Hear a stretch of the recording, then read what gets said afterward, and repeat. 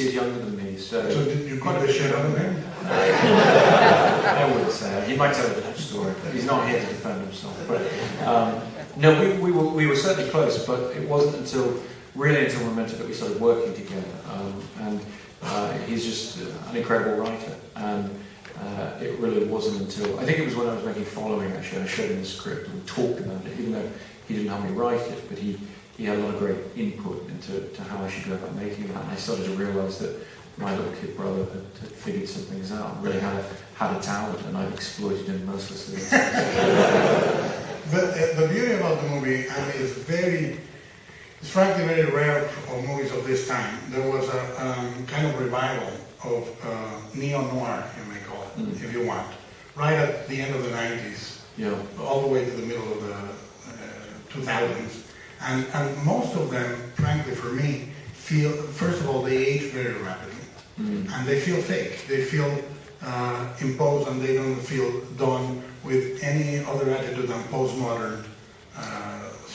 This one is genuine. Well, I think that's because I think the movement we talk about stemmed very much from Tarantino and his work in the 90s. And certainly for me, I found his work very exciting, and it pushed me to read a lot of the source material, starting with Elmore Leonard and reading the books of James Ellroy and Jim Thompson further back. And I spent years reading a lot of crime fiction. And I think that if Memento holds up a little better than some of the other neo-noir of the time, it's probably because I did actually go to the books rather than the movies.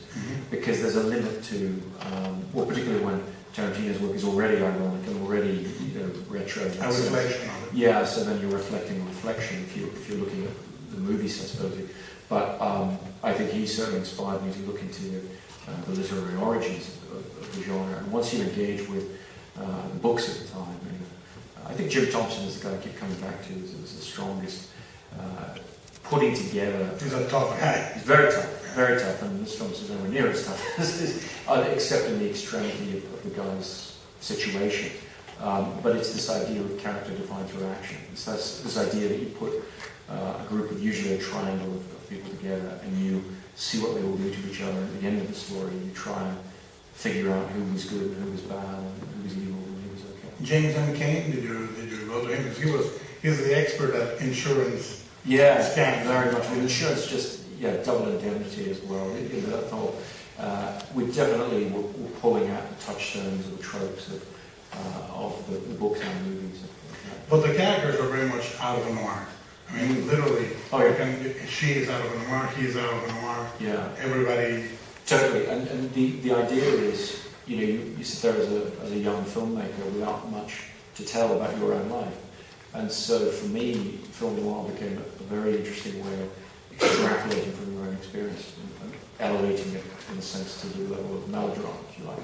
So femme fatale, reflecting the neurosis about your own relationships or whatever, that kind of thing. And in becoming melodrama, which is, it's too pejorative a term really, but it is melodrama, it's heightened reality. Yes. It's like what you were talking about earlier, it's not meant to be naturalistic, it's meant to be truthful within the terms of that genre, and that makes it more universal. That means more people can connect with it. One of the things that goes largely unrecognized because it's so good is the dialogue in the movie.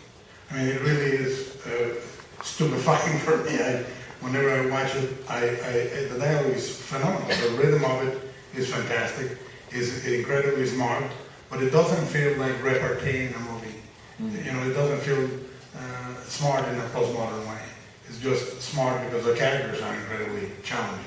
Well, I found, I'm not the writer of the family, my brother is, and when I started writing screenplays, I tried writing good dialogue, and it never worked. It was horrible to look at, and it sounded incredibly forced.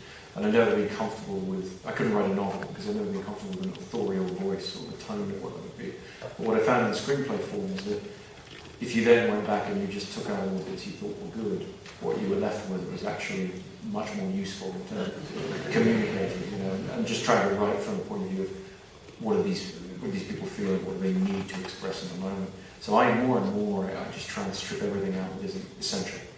Unlike in every great noir, you play with a finite number of characters. It becomes almost like a chamber piece. Yes. So casting is incredible. First of all, is casting is one of the strengths, and at the risk of sounding like Lipton, one of your great advantages. So casting this movie is quite, you were in a state of grace. Can you talk a little bit about how you came to be in contact with these actors, with Carrie and Moss and so on? Yeah, it was an interesting film to cast because it is a triangle. It's a very specific, I mean, there are other characters, but it's so strong, the three. Interesting, Carrie Moss was actually the first actor that we cast. And Before Guy? Wow. She was very hot off the first Matrix at the time, and just liked the script, responded to it, and someone I wanted to work with, and she came on board early on and said she would do it, you know, and then we went out to the cast. And then I met Joe Cass through her. Because of the, Matrix. Because of the Matrix. And so, you know, she was friends with Joey and thought he'd be good for it and whatever. And I met Joey and thought I didn't want to cast him. And for a long time I tried to cast everybody else, but he sort of hung in there and knew I would come around eventually, as I did. And then Guy, I met with him and sat and talked about the script, and he wasn't at all what I had in mind. I'd imagined somebody older, with more obviously history to him.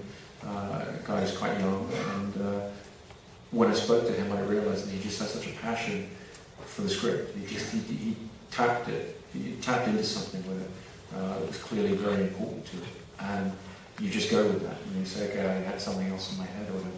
He seemed absolutely perfect. There is a great moment, and then we'll open it. There's a great, beautiful calculation in the way you reveal the big visual motif in the movie, which is his tattooed chest, and how it happens. It's really building to that. It happens around minute 15 of the film, and it's fabulous how you hint at it and bait the audience into it. Well, the fun thing is you get to discover it with him, and that seemed a very unusual thing to do. So he sees the thing on his hand and thinks it's written there, so he tries to wash it off and can't, and he sees a little trace of it.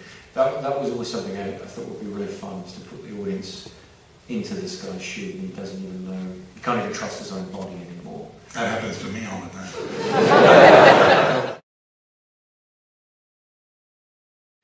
I think probably with all the R&D that's bled off film and gone into digital imaging, I think it's unlikely that we'd ever be able to get the IMAX film camera as quiet. I mean, it's, you know, 100 years of cinema have gone into that camera and it still sounds like a generator.